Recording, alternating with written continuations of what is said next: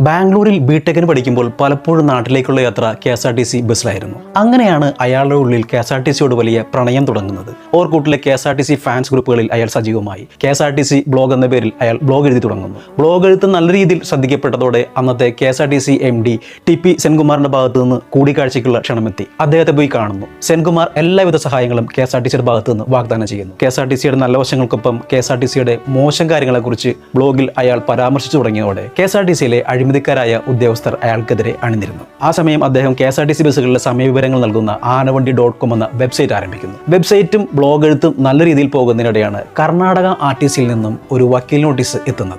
KSRTC എന്ന പേര് ദുരുപയോഗം ചെയ്തു എന്നതായിരുന്നു കുറ്റം.